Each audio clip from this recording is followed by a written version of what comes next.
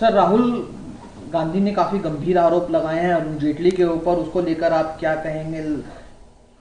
देखिए, राहुल गांधी पढ़े लिखे हैं कि नहीं हैं ये मुझे अब पता नहीं है, लेकिन एक चीज़ मुझे पता है कि झूठ और कपट की फैक्ट्री है ये लोग। शर्म नहीं आती है? एक मृत व्यक्ति, अरुण जेटली जी का देहांत हो गया था 2019 में, अरुण जेटली के नाम पे बोल रहे हैं। फार्म लॉ कब आया? 2020 में। ये भी ज्ञान नहीं है? झूठ बोलने की कोई सीमा होती है? इस गांधी परिवार ने अपनी तमाम सीमाएं लांघ दी हैं। चुनाव आयोग पे झूठ, अरुण जेटली पे झूठ, देश से झूठ, पाकिस्तान पे झूठ। मतलब घिन आती है, देश को घिन आने लगेगी जो हरकत कर रहे हैं। इनको कहीं से माफ़ी नहीं मिलने वाली। सर, बिहार विधानसभा चुनाव से पहले लगातार माहौल गरमाया हुआ है। इस बीच तेजस्वी यादव ने अपनी बात रखते हुए कहा कि इलेक्टोरल रोल से मेरा नाम गायब है। देखिए, ऐसा है कि तेजस्वी यादव तो 9वीं फेल हैं, उनको तो बुद्धि है कि नहीं है पता नहीं, लेकिन जानकारी का अभाव है। ये भी कपटी हैं बिल्कुल, राहुल गांधी की तरह ही। ये रहा इलेक्टोरल रोल तेजस्वी यादव का रिवीजन के बाद, सीरियल नंबर 416, और उसके बाद कहते हैं कि मेरा नाम इलेक्टोरल रोल से कट गया है।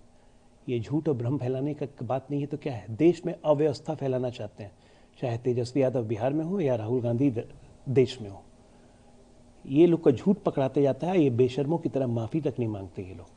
ये तमाम कपटी, फर्जी, पाखंडी लोग हैं और भ्रष्टाचारी लोग हैं जिनकी जड़ें हिल चुकी हैं। इनको पता है कि इनका अंत सलाखों के पीछे होना है, और इसीलिए बौखलाहट में एक पर एक झूठ, रोज दिन झूठ, रोज दिन झूठ। गोएबल्स की फैक्ट्री बन गए हैं, उनको अपना आदर्श मान के ये लोग। सर, जिस तरह से राहुल गांधी ने अरुण जेटली को लेकर बातें की हैं, कहीं आक्षेप लगाए हैं, बीजेपी का ऑफिशियल स्टैंड क्या है? क्या आप लोग बीजेपी की तरफ से एक और मानहानि का केस किया जाए? देखिए, हमारी लीगल टीम इस पर बिल्कुल विचार कर रही है। मानहानि का केस नहीं, लेकिन ये एक मृत व्यक्ति और बीजेपी के एक मृत नेता के प्रति झूठ फैलाना, भ्रम फैलाना पूरे देश में, ये घोर अपमान है। इसको टॉलरेट नहीं किया जा सकता है।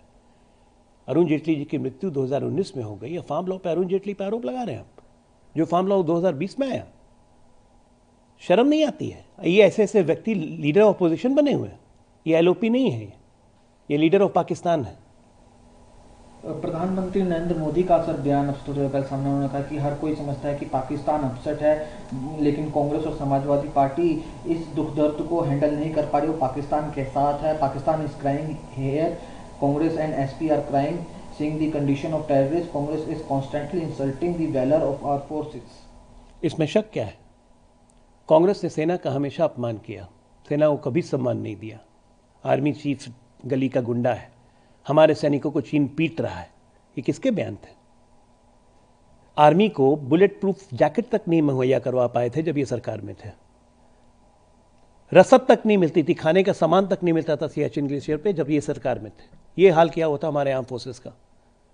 ये बेशरम लोग हैं, और पाकिस्तान को दर्द होता है तो चुपता इनको है। प्रधानमंत्री ने भी कहा कि इन्होंने ऑपरेशन सिंदूर को कांग्रेस के नेताओं ने तमाशा बताया, पॉलिटिक्स बनाई वोट बैंक की। साथ ही साथ ऑपरेशन महादेव और रुद्र रूप को लेकर भी उन्होंने बात की कि इसको भी निशाना बनाया उन्होंने पॉलिटिकली, और कहा कि पाताल लोक में भी अगर छुपे होंगे आतंकी तो उन्हें ढूंढ कर निकाला जाए। देखिए, आतंकी के लिए अब कोई ज़मीन सुरक्षित नहीं है, प्रधानमंत्री ऐलान कर चुके हैं। विश्व में कोई ज़मीन सुरक्षित नहीं है आतंकवादियों के लिए। भारत चुन चुन के खोज खोज के मारेगा, मार भी रहा है। ऑपरेशन सिंदूर को तमाशा इन्होंने बताया लोकसभा के पटल पे। इससे बड़ी शर्मनाक क्या होगी?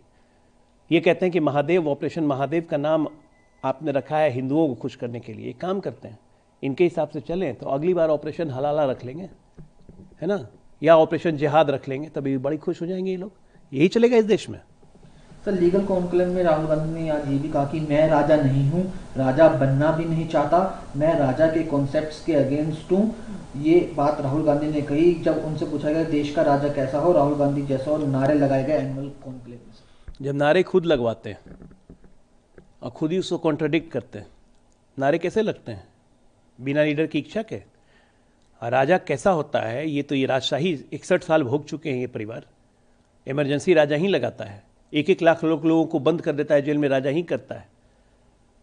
हिंदू बहुल देश में कम्युनल बिल लाता है राजा ही, कि कोई भी दंगे होंगे तो दोष हिंदुओं पे जाएगा। अरे कूट कूट के अंदर में राजशाही भरी हुई है लोग के। लेकिन ये भूल जाते हैं कि अब रानी के पेट से राजा नहीं जनता है, लोकतंत्र में वोट से राजा बनता है। अब वो ये कभी नहीं बन पाएंगे। आखिरी 2 सवाल नीचे मल्लिकार्जुन खड़गे ने इसी लीगल कॉन्क्लेव में सर ने बात करते हुए कि we all know our constitution is not just a legal piece of paper, this is the soul of Indian democracy, but today our constitution is in danger. BJP and RSS want to remove the words socialist and secular from the preamble of the constitution. If they had got 400 plus seats in last Lok Sabha poll, they would have changed the constitution.